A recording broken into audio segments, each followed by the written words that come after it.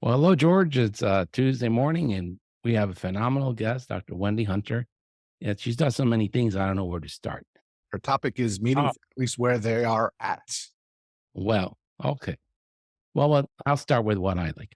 Dr. Hunter is an avid drum player. So maybe at some point you and her can connect and you can play your guitars and she can do the drums and I Yeah. can do the audio. She's also an avocado and coffee farmer. She's also a mom. She was an ER doctor. She's a pediatrician in a big physician run and owned practice in Southern California. And as if that wasn't enough, she's got a delightful personality. She's charismatic and she has a podcast, Wow. Sounds impressive. doesn't it? Welcome, Wendy. It's a joy to have you on the podcast. Hi, thanks, gentlemen. Nice to be here. Wendy, you started your career in the big system working in the emergency department. How long did you do that for? Yeah, I worked in the pediatric emergency department at Rady Children's Hospital, which is under the umbrella of UC San Diego for 10 years. And I learned a lot about a Yeah. lot of things. Usually I tell people that want to go into ER medicine, you have to be done by the time you're 40 because you can't do it anymore after that. I'll give you a personal note. My wife was an ER physician for pediatrics since 96. She just left 4 months ago after all. That's a long career, 25, 26 years. Yeah, Now absolutely. she works in our office. And you know when she quit, what they said? Why don't you Oh, stay an what? extra month? We don't have enough time to replace you. After 26 years, first shift, first patient, the first doctor working there. Nothing. Yeah. Not even a thank you. So, Thank well, you. I got a lot out of it because I Yeah. feel like I'm a really strong pediatrician now. I've seen so much. Hmm. That was challenging. Yeah. can you level set? Like, I think of La Jolla in San Diego as like, where rich people go to die. It's so expensive and so beautiful. But hmm that's not the whole story, right? There's a lot of need out there too. Yeah, our community is really diverse. One of the things I'm very proud about our physician-owned group is that we do accept Medi-Cal. And so savvy families will find us. But we also have a lot of members in our community who are low income and they live in tiny little bungalows in La Jolla. And I think a lot of them want what's best for their kids, so they come here for the school district. But yeah, there's a lot of need. So when you were in the emergency room for the big health system, you felt some frustration with your ability to take care with your patients. Yeah, absolutely. And you got a grant and did something about it. What was that all about? I noticed while I was working there that because I was a pediatrician working in an ER, I didn't see those super high acuity trauma patients. I saw the lower acuity patients, and many of them were coming to the emergency department for primary care problems, eczema, hives, an ear infection, things that they should have taken to their medical home, but didn't because they didn't have transportation during the day or they just didn't know how to get to a doctor. And so I realized that there was a huge population of kids out there who are not connected to, health maintenance for health education. So I also put that together with the fact that a lot of us pediatricians were getting burned out. And so I created this program called Healthstars and I got a grant to start it initially from a private funder and then a catch grant and then ultimately from Kohl's department store. And what we did was we brought pediatricians into communities. So I connected with low income housing, apartment buildings, child care facilities for low income, the homeless shelters, and we brought pediatricians into the living rooms in these places and met with families, with parents and children. And we brought them a book each time. And we had a set curriculum. Each one was about, 20, 30 minutes of the pediatrician just chatting, giving information and then doing a craft project with the families because that gave them a chance to just start asking the pediatrician questions. And then we would give them a book and kind of demonstrate how to read to your children. And we actually did collect data on that and found that families were reading much more to their children after we left. And we also, as pediatricians, it really improved our burnout because we didn't have to write down what we were doing. That was lovely. And we really felt like we got to connect with our families. So that program's still ongoing. Oh, that's a phenomenal program. And you have Thanks. so many problems that we're having, right? I call it repetitive stress syndrome. So it's that clicking for measurements that mean nothing and have no Mm. value, but have to be documented. Like, you know, you know what I feel like? I feel like a little rat and they give me sugar and I touch the button. And, you know, and then I do that. And I think my brain is not too big, but it's a little bit bigger than the rat's brain. And that's exhausting to my brain. And the other one, Yeah, I only spend a small percentage of my time every day doing what I was trained to do. yeah. And the other problem is you see so much need and we're not adequately paid and we're not given the resources to help these families. You know what they need, but we can't give it to them. Yeah, we do have a new program that is helping with that, and I can tell you about that. But I do want to jump back to that emergency department experience. It was really interesting that in California, hospitals cannot employ physicians. And so there's this divide. So we were, employed by UCSD, but the hospital employed all the rest of the staff and they controlled the budget. So the nursing staff controlled our budget. So I literally did not have a stool to sit on most of the time when I worked in the emergency department. I didn't have tongue depressors. The otoscopes never worked. And that was just exhausting. And it was a budget issue, you know, drove me It's crazy. regrettable, isn't it? Well, Hmm. I'll have you back and talk more about that. So you jumped to a physician-led, physician-owned mega group with I think about 100 pediatricians from Yeah, we're almost like 160 now. 100 from San Diego all the way up to La Jolla. From Riverside County and San Diego County. Okay.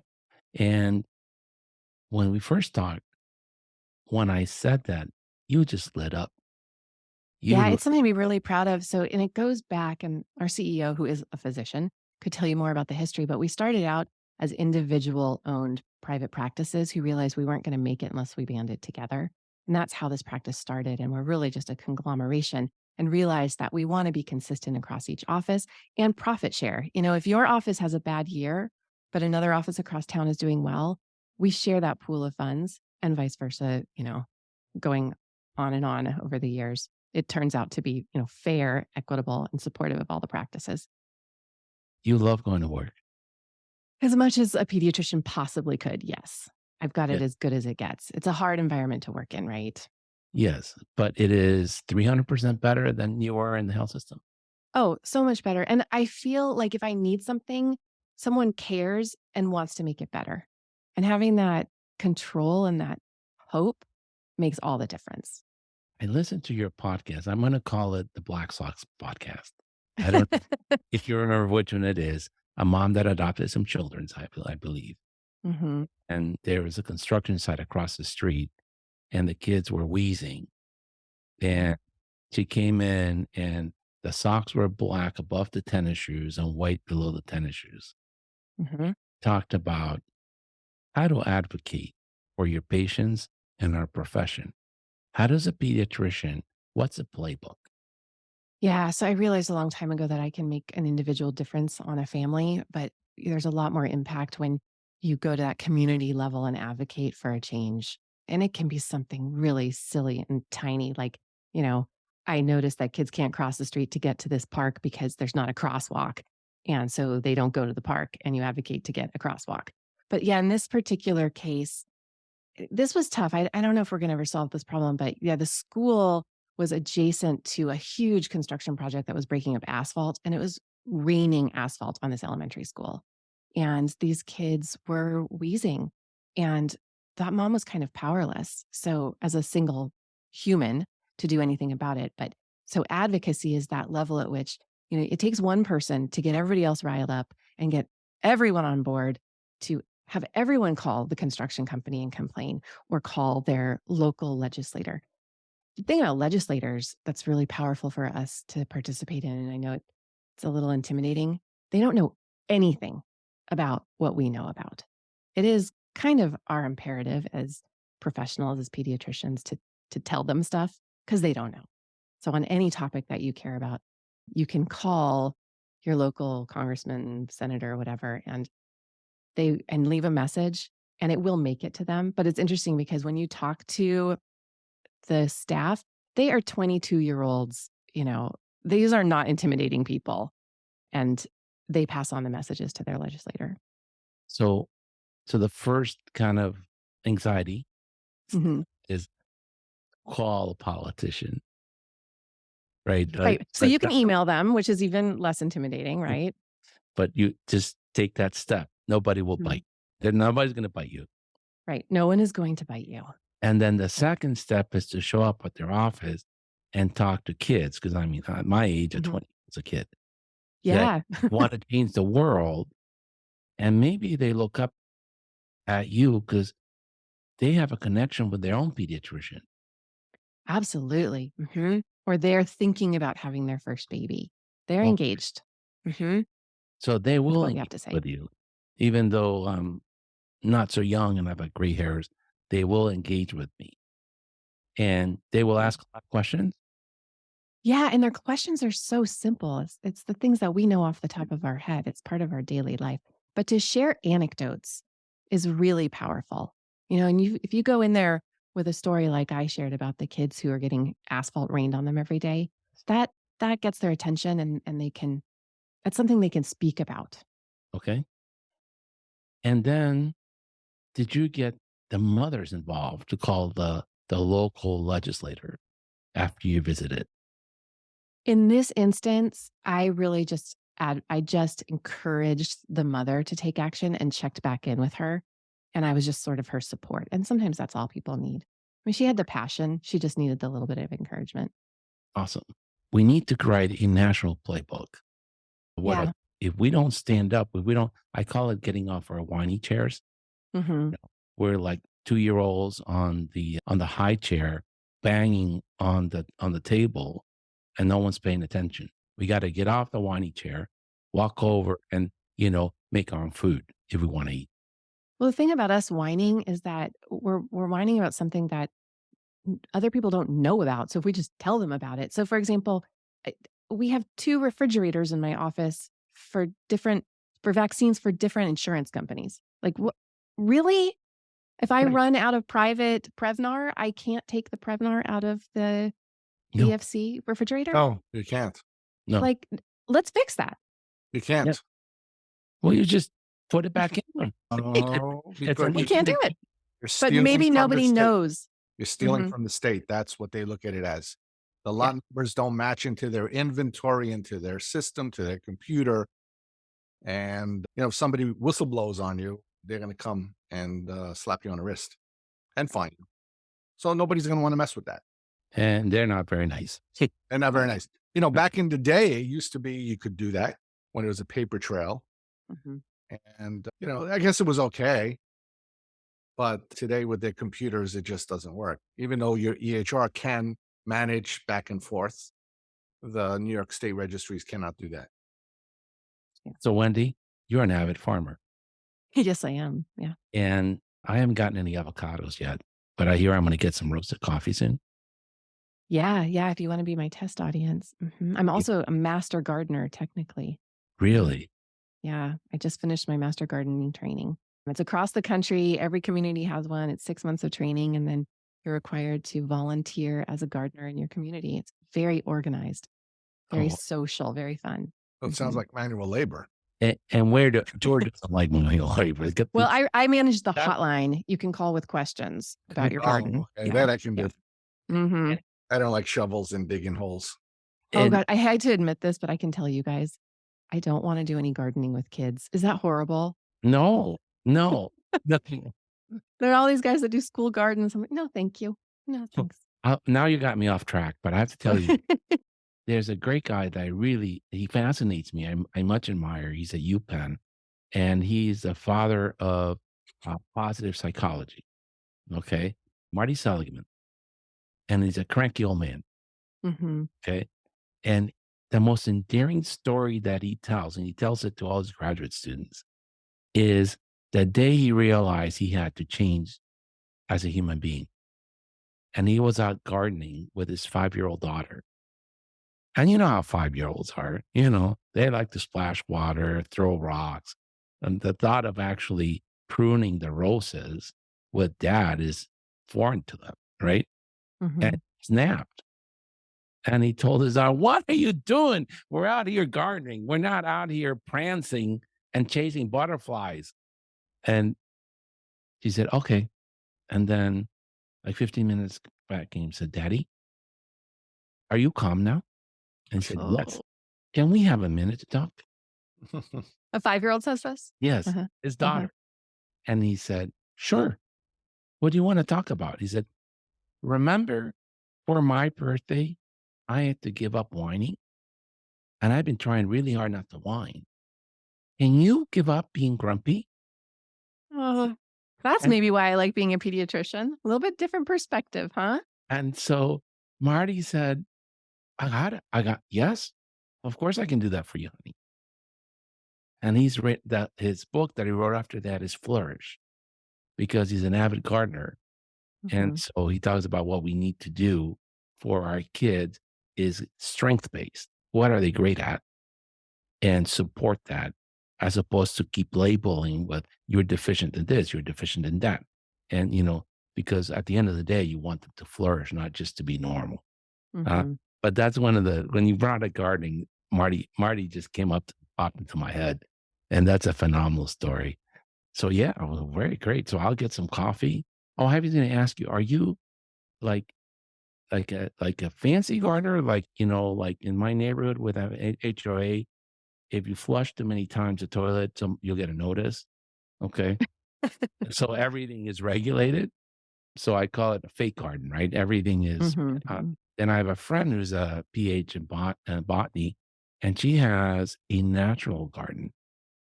And it's the plants that are supposed to grow in this area of the country.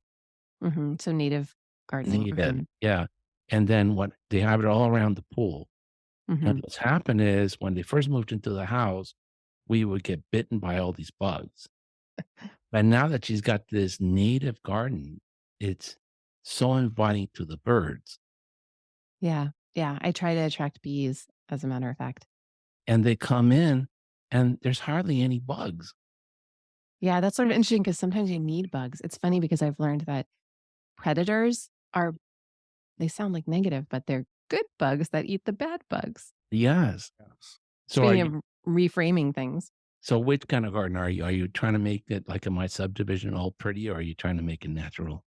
I'm a productive, purposeful gardener. So Everything in my garden has a use. so like tomatoes and Mhm. these. Mhm. And Exactly. can you grow it year round in California? Yeah, I'm embarrassed to say yes. Oh, nice. Can grow anything anytime. Mhm. Well, nice. Sounds like a lot of work. It That makes you feel sounds like it. successful. Good I there. just want to go to Costco and buy my tomatoes, and I don't want to know where they come from. Yeah. I gave some figs to one of my patients the other day, and they came back and they gave me a picture of this toast that they made with ricotta and my figs on top. So, yeah, it's part of my practice now. I'm asking too many questions. Yes, you are. When you say How are garden, you back on track? no, this is so fascinating. So when you say gardening, is it just when you're at the farm that you do the gardening, or do you have a community garden in La Jolla that you work at? We could do a whole episode on my gardening Yeah, habits. let's go on. Wait, Yeah, I wanna yeah. know. I wanna No, know. I have a little bit of stuff at the apartment, but mostly it's at the farm, yes. Okay, all right, right. It's So my release. It's my get away from work hobby. We all need hobbies that are yeah. not work. Mhm. Well, I don't know if you noticed, but George has got a bunch of guitars behind it. I do see that. Yep, that's a hobby. Yeah, I play exactly. in We two need to use a bands. different part of our brain. Mhm. I play in two bands, one on Tuesday tonight and one on Thursday nights. Classic rock and heavy metal. Oh, that's amazing. Yeah, I mean, I play drums, but I don't think anybody wants a middle-aged woman drummer. Oh, yeah. You do. Maybe So someone When does. oh, you got to absolutely. go to you have to go to a school. Yep. Okay. It's usually an Oh, adult program. okay. Some more questions. Mhm.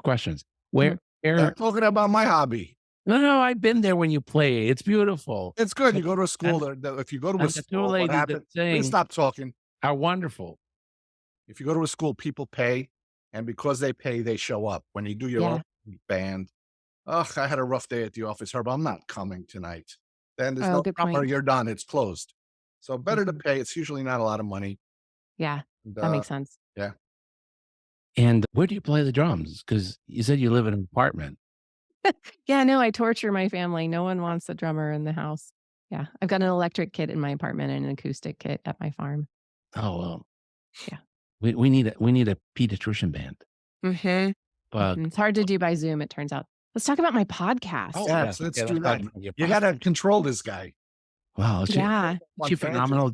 Isn't she a phenomenal guest? Yeah, I let's talk am. about what we're supposed to talk about. Forget about tomatoes.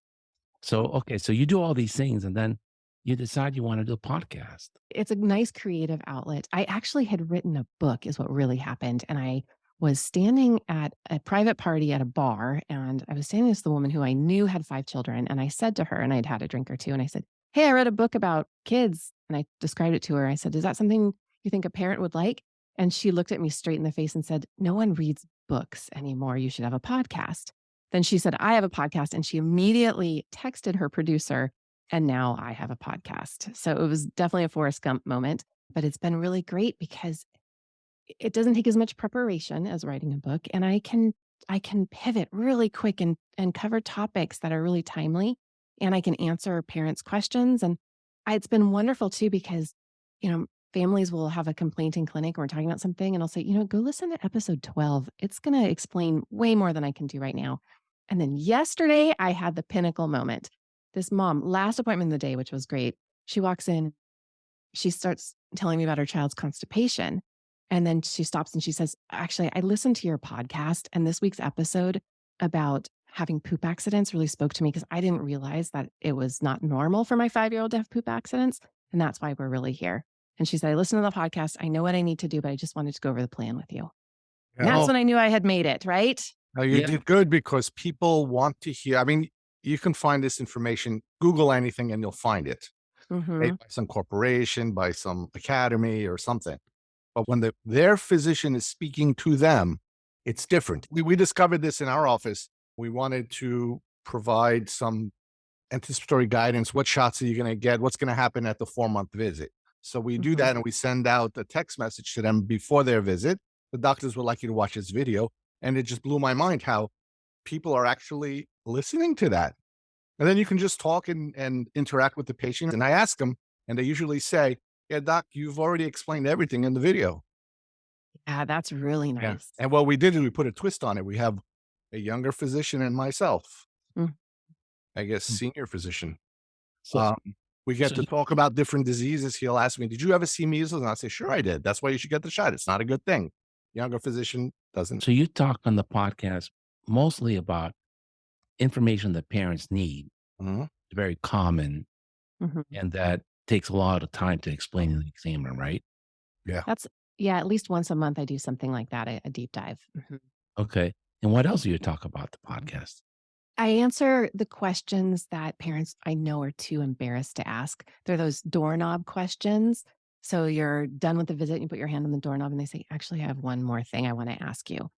And it's something embarrassing, or it's the things that parents who are friends of mine send me because they don't want to ask their doctor, but they really want to know. So the show is called The Pediatrician Next Door, and that really is who I am. I am that friend that you trust who knows a little bit more than the average person. So those are the questions I ask Wow. So or it's I called answer. The Pediatrician Next Door. And where can Mhm. people find you? I'm on every podcast platform. Yeah. Do you have a website or just a I podcast? do drwendihunter.com or Okay. the pediatrician next door podcast.com. Okay. And so that'll get you to your website Yeah. and you'll find it. And I'm Yeah. on Instagram as the pediatrician next door, and I do some fantastic reels. Yes, you do. Absolutely you do. Because I follow you and you are very entertaining. But you know Thank what you. I love about you is well, there's a lot of things I love about you. Aw, I love you, Herb. Is that you're a pediatrician. I'm all jealous you live in La Jolla and have a 60-acre farm. That's another Yeah, you should be. Mhm. but I struggle with this because when you're on the reels on Instagram, you're still a real professional. So you're Yeah. entertaining, you're down to earth, you're not using medical terms, but you're a professional. Mm. You are a professional. I don't like it when people cross that line from professional to media personality to maybe influencer. Yeah, you're not gonna see me dance. I'm not Mm, gonna do it. How I about just cursing? Or cursing as a doctor, no. It's not proper. Cursing, Mhm, dancing, acting silly. no, mhm. it's okay to play in a band though, George. Yeah. Yeah, you know what? The truth of the matter is, I remember when I started playing, we started doing fundraisers for medical things for the pediatric department. And I was embarrassed to tell people, I play in a rock and roll band. Mm, I was embarrassed because I thought that that was not professional to advertise. I could do what I want, my business, but I didn't think it was professional to advertise it on the office website. And then a patient heard about it and asked me, and then we started promoting it. And it's actually a cool thing now. Yeah, it is, and it's a good example for your young patients too to Yeah. say, "Yeah, I'm a well-rounded person," and, Yeah. "Oh, you practice? I practice every day Yeah. too." yeah, yeah, yeah. I love that.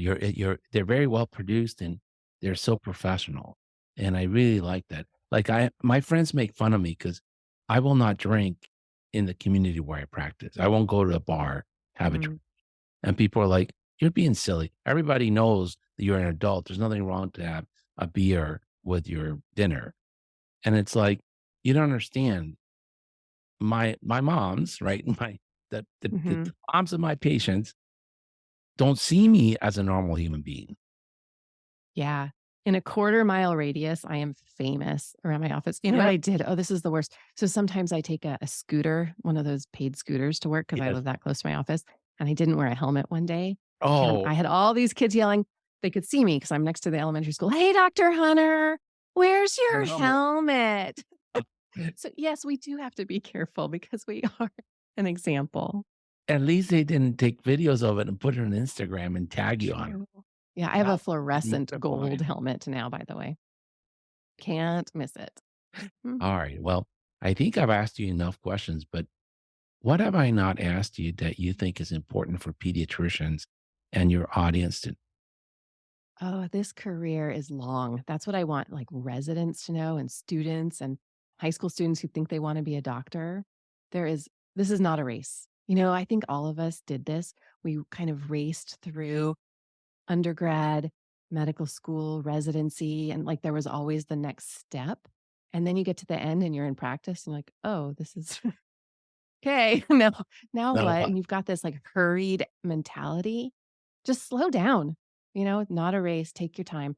I took a year off after high school, and I took 5 years just working before I went to medical school, and I'm glad I did that because this career is a marathon. Yeah. yes.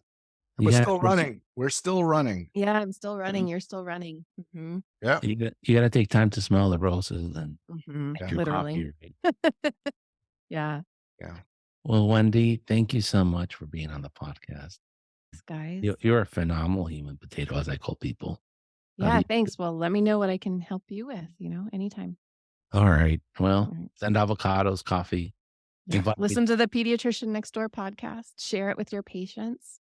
We will definitely do that. Thanks. All right. Well, have a wonderful time out in California. Okay, thanks. Bye. Stay cool. Bye.